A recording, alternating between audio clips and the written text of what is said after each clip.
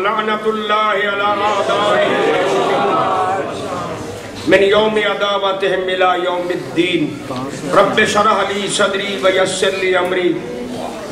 واحلل عقدۃ من لسانی یفقہوا قولی اما بعد فقد قال اللہ سبحانہ وتعالی فی کتابہ الحمید وفرقانہ المجید وقولہ الحق واصدق القائلین بسم اللہ الرحمن الرحیم وإنہ لقرآن کریم فی کتاب مکنون لا یمسہ الا المطہرون صلوات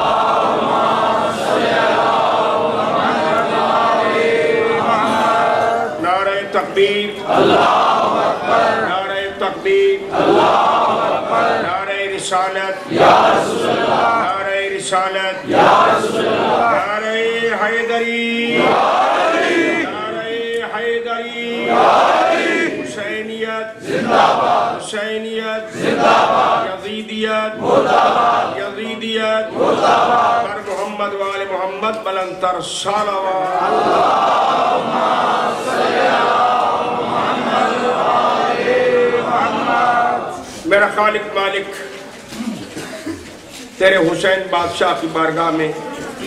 نذرانہ عقیدت پیش کرنے کے لیے یہ جتنے بھی محبین امام تشریف فرما ہیں فردن فردن ہر مومن کو اپنے مقصد خیر پہ کامیاب فرما ان کی جو پریشانیاں ہیں بالخصوص ابھی عزیز کاغذات کے بارے میں کہہ رہے تھے خالق مالک وہ کاغذات والی پریشانیاں بھی دور فرما دے ہر علی والے کو ذہنی قلبی ایمانی روحانی جسمانی مالی سکون عطا فرما دے پوری کائنات میں بسنے والے حسینیوں کو ارضی و سماوی آفات بلیات مصیبات و احاد سے محفوظ و مامون فرما خصوص جو مومنین بیمار ہیں ہمارے برادر شہید گلزار حسین بیمار ہے اللہ تعالیٰ سب کو شفا کاملہ عطا فرما ہم سب کو جسمانی روحانی بیماریوں سے محفوظ و مامون فرما اے اللہ اس دور پرفتن میں ہم بے وارث ہیں ہمارا وارث پردہ غیبت میں ہے تو خود اپنے آپ کو غائب بھی کہتا ہے ظاہر بھی کہتا ہے تیری صفات حمیدہ کا واسطہ ہمارے غائب امام کے ظہور میں تعجیل فرما ہماری گناہگار آنکھوں کو اس فرزند رسول کی زیارت کا شرف عطا فرما اور اپنی بارگاہ میں ہمارا یہ کمزور سا نذرانہ عقیدت قبول و منظور فرما مل کے بلند آواز سے سلوات پڑھیں اللہم صلی علی محمد وآل محمد آپ کی خدمت عالیہ میں یہ عرض کرنے کی سعادت حاصل کر رہا ہوں کہ اللہ نے یہ قرآن جو قیامت تک آنے والی انسانیت کے لیے ہدایت ہے اس قرآن کو اللہ نے بے وارث نہیں چھوڑا بلکہ وارث بنا کے بھیجی خود خدا فرماتا قرآن میں ثم اورثنا الکتاب الذین اصطفیناہ من عبادنا پھر ہم نے اپنی اس کتاب کے وارث بنائے اپنے بندوں میں سے ان کو بنایا جن کو مصطفیٰ کیا جن کو اللہ نے مصطفیٰ بنایا ہے اس لیے وارث ضروری ہے کہ جو چیز بے وارث ہو وہ کچھ مدت کے بعد اجڑ جاتی ہے برباد ہو جاتی ہے تباہ ہو جاتی ہے سیدھی سادھی بات ہے ہم سب دیہاتی لوگ ہیں یہ مثال بچے بھی سمجھیں گے آپ پاکستان جائیں دیکھیں کہ وہ کھیتی اجڑی ہوئی ہے برباد ہے کیوں کھیتی اجڑی ہوئی ہے کیوں برباد ہے اس کا جی وارث کوئی نہیں یہ گھر کیوں گر رہا ہے اس کی چھتیں زمین پہ کیوں آ رہی ہے جس گھر کے وارث نہیں رہے کتابیں تورات بھی اللہ کی طرف سے آئی تھی زبور بھی اللہ کی طرف سے آئی تھی انجیل بھی اللہ کی طرف سے آئی تھی باقی 100 صحیفے بھی اللہ کی چونکہ کل کتابیں 104 مشہور میں 4 کتابیں آئی تھی 4 کتابوں کے باقاعدہ نام ہیں زبور تورات انجیل قرآن انبیاء کرام انبیاء ماسبق جناب ابراہیم علیہ السلام جناب موسیٰ علیہ السلام جناب نوح علیہ السلام وَإِلَىٰ غَيْرِ ذَلِكَ انبیاء پر جو اللہ نے صحیفے بھیجے ان صحیفوں کا کوئی خاص نام نہیں رکھا صرف اتنا ہی بتایا ہمیں نبی نے کہ وہ صحف انبیاء تھے آج نہ ان صحیفوں میں سے کسی صحیفے کا صحیح نام و نشان ملتا ہے، نہ وہ تورات جو اللہ نے جناب موسیٰ علیہ السلام پر نازل فرمائی تھی وہ تورات بھی نہیں ملتی، نہ وہ انجیل جو جناب عیسیٰ علیہ السلام لے کے آئے تھے اس اصل انجیل کا وجود آج نہیں ہے۔ زبور تو پہلے ختم ہو چکی تھی۔ پوچھا کیوں؟ جبکہ یہ بھی منزل من اللہ، اللہ کی طرف سے کتابیں آئی تھیں، نبیوں پر نازل ہوئی تھی۔ جواب علماء کی طرف سے یہ ملا اس لیے کہ ان کتابوں کا وارث کوئی نہ تھا، لہذا ان کا نام رہ گیا، کتابیں ختم ہو گئی۔ آج آپ کو ان کتابوں کا وہ مجموعہ بائبل کے نام سے، آپ تو عیسائیت کے مرکز میں رہتے ہیں اٹلی میں، جی بائبل کی شکل میں آپ کو اردو میں مل جائے گی، بائبل انگریزی میں مل جائے گی، شاید آپ کی اٹالین زبان میں بھی ہو، فارسی میں مل جائے گی، اردو میں اس کا ترجمہ مل جائے گا، لیکن جس زبان میں اللہ نے یہ کتابیں نازل کی تھیں اس زبان میں آج بائبل یا بائبل کے صحیفوں میں سے کوئی صحیفہ نہیں ملتا۔ پوچھا علماء سے کہ جناب یہ بھی اللہ کی طرف سے کتابیں آئی تھیں، نبیوں پر نازل ہوئی تھیں، اللہ نے یہ کتابیں بھی ہدایت انسانی کے لیے نازل کی تھیں، آج ان کا وجود کیوں نہیں ہے؟ جواب علماء یہ دیتے ہیں کہ اس کی وجہ یہ ہے کہ ان کا وارث کوئی نہ رہا، اس لیے آج کتابیں موجود نہیں۔ قرآن جو 1400 سال پہلے نازل ہوا تھا آج اس کی زبر زبر ہے، زیر زیر ہے، پیش پیش ہے، مد مد ہے۔ قرآن کا اسی حالت میں رہنا جس حالت میں سید الانبیاء کے قلم پہ نازل ہوا تھا اس بات کی دلیل ہے کہ آج بھی اس کا کوئی وارث موجود ہے۔ ماشاءاللہ۔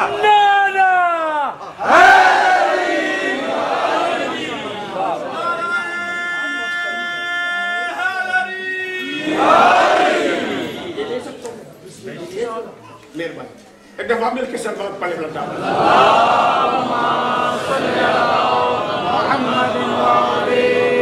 اسی لیے سید الانبیاء نے اس وقت تک دنیا کو نہیں چھوڑا جب تک کہ اعلان نہیں کر دیا انی تارک فیکم الثقلین۔ میں اپنے بات تم میں ثقلین دو گراں قدر چیزیں چھوڑ کے جا رہا ہوں، لفظ تارک چھوڑ کے جا رہا ہوں۔ یہ لفظ تارک بتلا رہا ہے کہ یہ پیغمبر کی زندگی کا آخری جملہ ہے۔ دیکھیں نا کوئی آدمی فوت ہونے لگے، قانون ہے قرآن کا کہ ہر آدمی وصیت، میں نے کل پر اس موضوع پہ گفتگو کی تھی پچھلے محرم میں جب میں آپ کی خدمت عالیہ میں حاضر ہوا تھا۔ اسلام میں قرآن میں وصیت کرنا واجب ہے، جیسے نماز واجب ہے، روزہ واجب ہے، ذکر حسین واجب ہے، ذکر آل محمد واجب ہے، ویسے ہی وصیت کرنا بھی واجب ہے۔ سورہ بقرہ میں اللہ فرما رہا ہے، یہ بات نوٹ فرما لے جوان بھی بوڑھے کو کہ موت کا تو پتہ نہیں ہے کب آ جائے، کب کس وقت آ جائے، کہاں پہ آ جائے، بلکہ آپ کے میرے رسول کا بڑا خوبصورت فرمان حضرت ارشاد فرماتے ہیں کہ اگر تم دسترخوان پہ بیٹھے ہو، کھانا کھانے لگے ہو، لقمہ توڑ کے منہ میں ڈالا ہے، منہ میں ڈالنے کے بعد پھر بھی یقین نہ کرو کہ یہ نیچے اترے گا۔ ممکن ہے کہ لقمہ نیچے اترنے سے پہلے ادھر سے پیغام آ جائے تو وہاں تو کوئی جابر بھی انکار نہیں کر سکتا،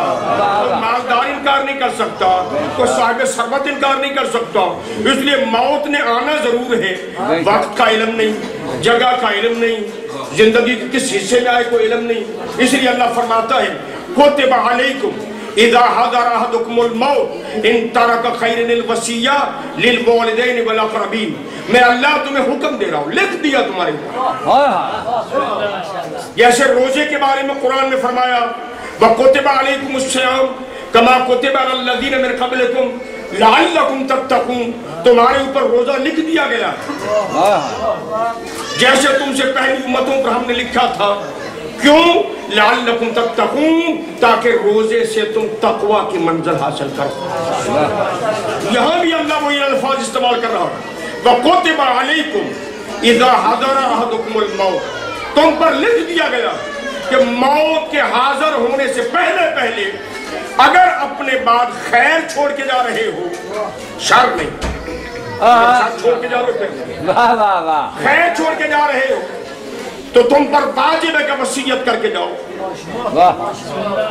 اسی لیے علماء امامیہ نے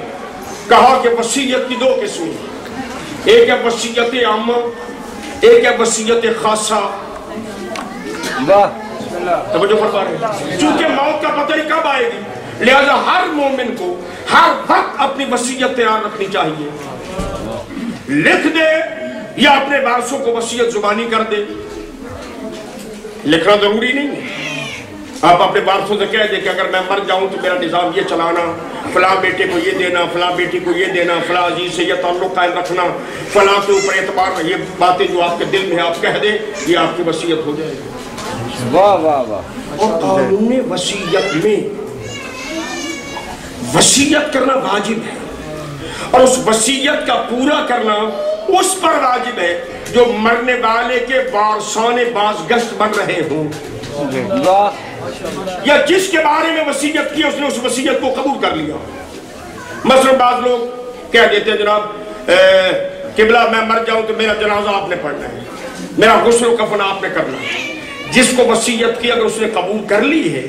تو اس موسی وصیت کرنے والے کی وصیت مرنے کے بعد اس وصیت کو اس وصی پر پورا کرنا واجب ہے۔ اگر قبول نہیں کیا تو پھر اس پر واجب ہے۔ ایک وصیت یہ ہے کہ آپ ہر وقت اپنا وصیت نامہ تیار رکھیں، تحریری شکل میں،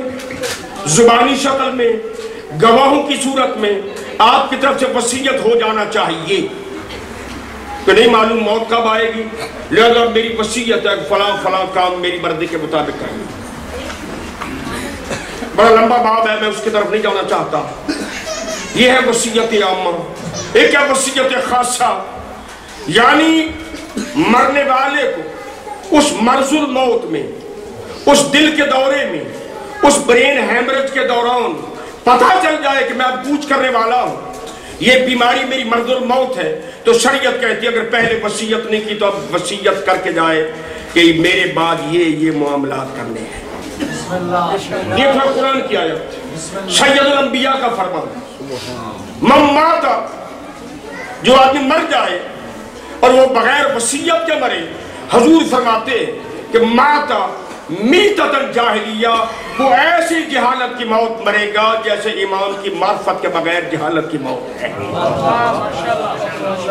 توجہ فرمائیے، وہ رسول جو ہمیں حکم دیتے کہ وصیت کر کے جاؤ، وصیت نہ کرو گے تو تمہاری جہالت کی موت ہوگی، کیا اس رسول نے خود اس حدیث پر، اس فرمان پہ عمل کیا یا نہیں؟